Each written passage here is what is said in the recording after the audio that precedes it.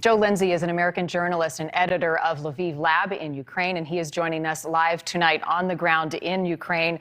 I understand it's about 4 in the morning there, so we appreciate you getting up early. We're hearing mixed messages, Joe, about what is going on. Putin saying he's withdrawing troops. We're clearly seeing in the last 24 hours, U.S. leaders and others around the globe saying that's not happened.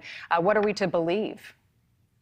Well, Marty, thank you. Good morning here from Lviv, Ukraine. I will say here it is very calm. The past 2 weeks, I've traveled from the Polish border in the west to the eastern border in about 20 miles from Russia. And during that entire 2-week trip, the country has been very calm. And I think that's one thing that Ukrainians want the world to know is that we are all confused. We feel a little bit like we're pawns in the middle of this global chessboard in this moment being here on the ground.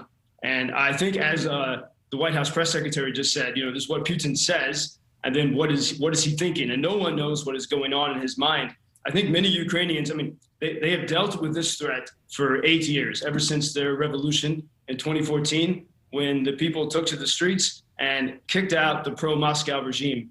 And I think from many conversations here, it seems quite plausible that he's not only concerned about Ukraine joining NATO, but actually he does not want a free Ukraine to exist. And so in that way, the threat is deeply existential. At the same time, I think what often gets, we are well aware of the strengths of Russia, but the stories of how Ukrainians are ready. I mean, in 2014, several Ukrainian cities were briefly occupied by Russian-backed forces. I was just in the city of Kharkiv, 20 miles from Russia, 2 weeks ago. And for 2 days, it was unsure which way that city was going to go. The Ukrainian military was very weak in 2014. All of that has changed now after 8 years of democracy, of development, sort of a flourishing of this culture. And I think this country is much more ready than it was in 2014 to defend these cities and to defend its territory. So even with that, I mean, there's a lot of confidence here. And I mean, especially out here in the West, even grandmothers are training.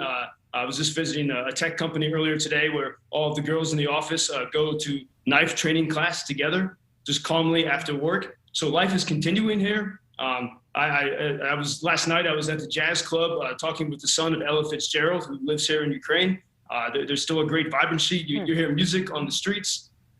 In Lviv, there is a different tone these past really 40 hours because so many of the embassies have moved from Kyiv to Lviv. And now this sort of quaint historic city feels like a capital city, but in a very strange, surreal way. Everything feels a little bit out of place.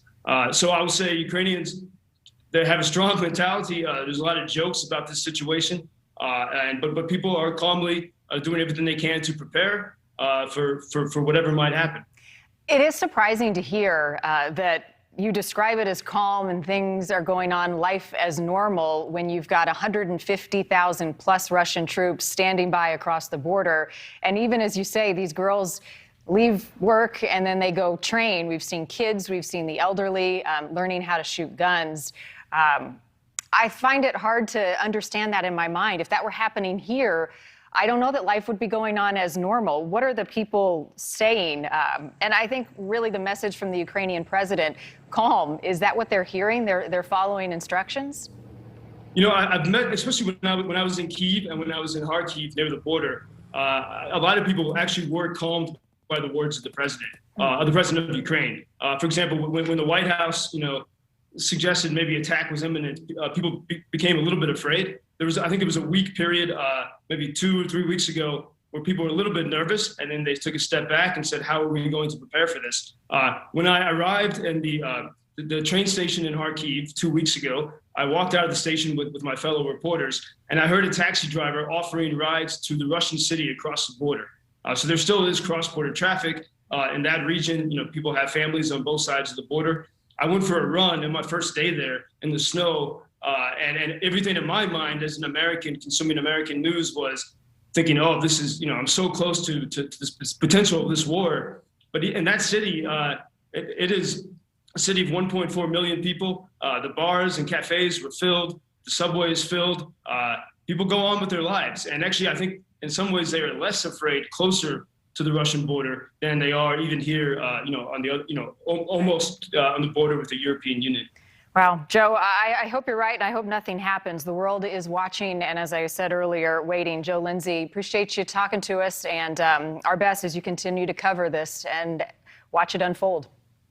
Marnie, thank you very much. Thanks for watching. Click the red subscribe button below so you can get more of NewsNation's fact-driven, unbiased coverage.